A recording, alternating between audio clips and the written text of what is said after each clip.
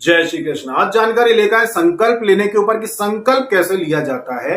संकल्प का मतलब बहुत लोग आप में से ये समझते होंगे कि संकल्प लेने का मतलब होता है कि भाई हम जब कोई हवन करने बैठे हैं तो संकल्प ले रहे हैं, या फिर दान दे रहे हैं तो संकल्प ले रहे हैं, कोई भी पूजा पाठ कर रहे हैं तो संकल्प ले रहे हैं। सिर्फ इतना ही इसका तात्पर्य नहीं होता।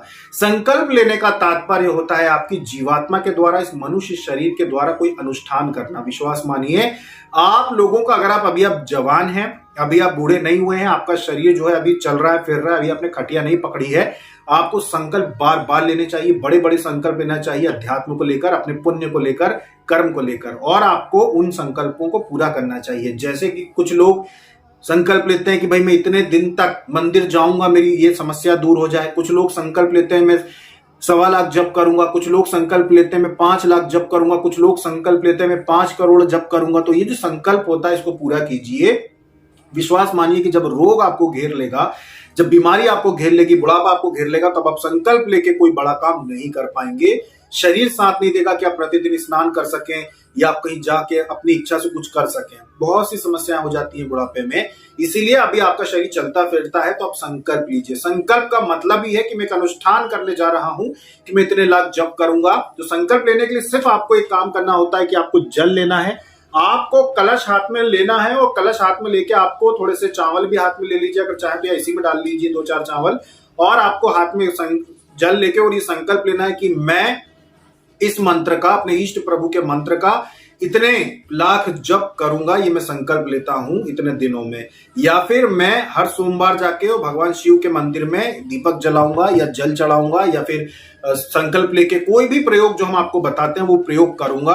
आपको संकल्प इस तरह से लेना चाहिए। एक प्रकार से आपने संकल्प ले लिया है अपनी जीवात्मा से। इस मनुष्य शरीर में आपकी जीवात्मा आई है, अपने इस मनुष्य शरीर में जिसके चारों ओर देवी देवता भ्रमण करते रहते हैं, देखते रहते हैं कि आप क्या कर्म कर रहे हैं। इस मनुष्य शरीर में आके आपने संकल्प ले लिया है कि मैं ये लक्ष्य पूरा करूंगा।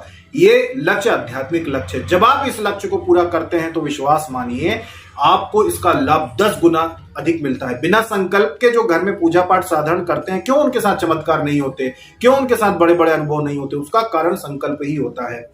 जब आप संकल्प लेके कोई चीज करते हैं तो आप थोड़ा सा कष्ट भी उठाते हैं। जैसे आपने कह दिया कि भाई मैं हर सोमवार को जाके ये काम करूंगा, या मैं हर शुक्रवार जाके मंदिर में, माता लक्ष्मी के मंदिर में या देवी जी के मंदिर में, जैसे देवियों का दिन शुक्रवार है तो शुक्रवार के दिन जाके माता जी के मंदिर में जाके कुछ भी करूंगा, दीपक जलाऊंगा या जल चढ़ाऊंगा या पुष्प चढ़ाऊंगा, कुछ भी आप संकल्प लेंगे तो उस दिन चाहे आपको कुछ थकान हो या कुछ हो, तब भी आप उस दिन नियम से स्नान करेंगे, उस दिन आप मंदिर में जाएंगे। मतलब कुछ ना कुछ कष्ट तो आप अपनी देवियों के लिए, शक्तियों के लिए उठाएंगे, तो उसका पुण्य बढ़ जाता है। इसीलिए संकल्प लिया जाता है। संकल्प लेने का मतलब ये है कि मैं दृढ़ होकर इसको पूरा करूंगा या करूंगी। तो संकल्प लोग जो रहते हैं नवरात्रि का 9 दिन का भी लेते हैं, 11 दिन की साधना का लेते हैं, 21 दिन की साधना का लेते हैं। तो संकल्प लेने का मतलब ही यह है कि एक प्रकार से प्रण लेना, एक प्रकार से निश्चय करना कि मैं प्रभु के लिए जरूर करूंगा या करूंगी, तो उसका लाभ 10 गुना बढ़ जाता है। जैसा कि आपने देखा होगा बहुत सारे लोग मान मनाते हैं।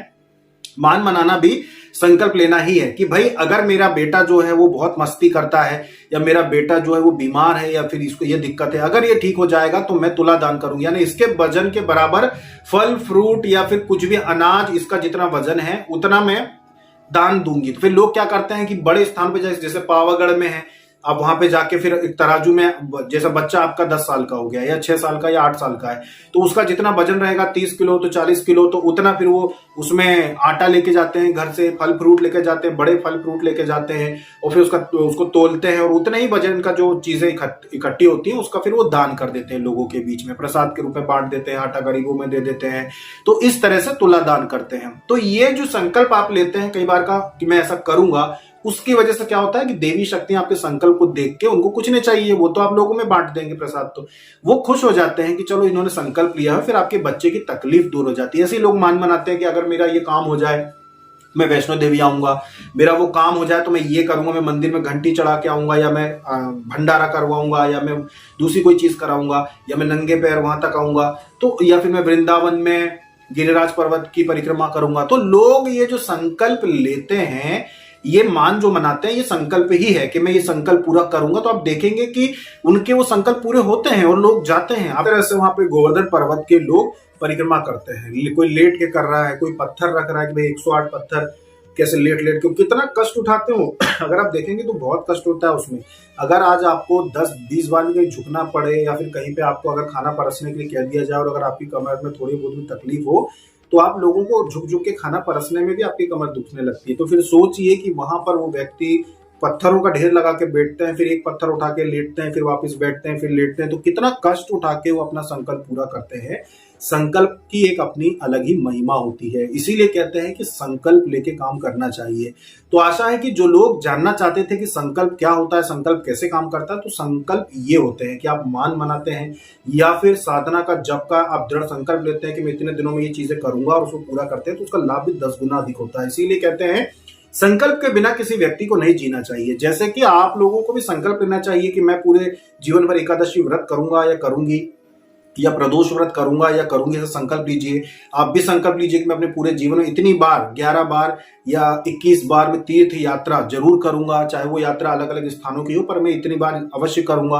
आप संकल्प ले सकते हैं कि भाई मैं अपने पूरे जीवन में इतनी बार भंडारों में जरूर सहायता करूंगा, चाहे वो 501 रुपए की क्यों ना सहायता हो, कहीं भी भंडारा हो रहा तो मैं सहायता करूंगा। इस तरह के कई प्रकार के संकल्प आप अपने जीवन को लेकर कर सकते हैं, जिनका अलग ही अद्भुत लाभ होता है। कुछ नहीं तो आप यही संकल्प ले लीजिए कि भाई जो भगवान शिव को मानते हो कि मैं हर सोमवार को जल चढ़ा के आऊंगा, चाहे किसी भी स्थिति में हो।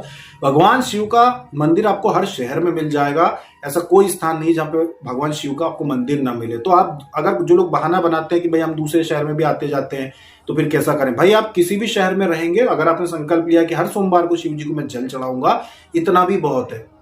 जिस भी शहर में जाएं वहां पर आप सोमवार को आसपास में कोई भी मंदिर देके आप जल चढ़ाएं। एक छोटा सा संकल्प भी आपके मनुष्य जीवन को सफल बना सकता है, आपके जीवन को सफल बना सकता है। ऐसा कोई ना कोई संकल्प लेके जीवन में अवश्य चलना चाहिए। और जो लोग संकल्प लेके चलते हैं, विश्वास मानिए कि उनका जीवन साधारण लोगों के जीवन से 10 गुना ज्यादा सुखमय होता है, आनंदमय होता है। उनको मानसिक चिंताएं नहीं होती, मानसिक रोग नहीं होते, बहुत ही ज्यादा प्रसन्न रहते हैं, क्योंकि बस वो एक संकल्प उनके दिमाग में रहता है कि मैं हर सोमवार को जलाभिषेक करता हूं शिव जी का। वो बस एक संकल्प की खुशी की वजह से वो कभी कोई जीवन में टेंशन नहीं लेते अपने दिमाग में और हमेशा प्रसन्न रहते हैं। तो जो लोग पूछ रहे थे कि संकल्प के विषय में जानकारी चाहिए, तो भाई संकल्प में ये सारी चीजें आती हैं जो आप कर सकते हैं। आशा है कि संकल्प के ऊपर आपको ये जानकारी पसंद आई होगी। अभी तक के लिए इतना ही। जय श्री कृष्णा।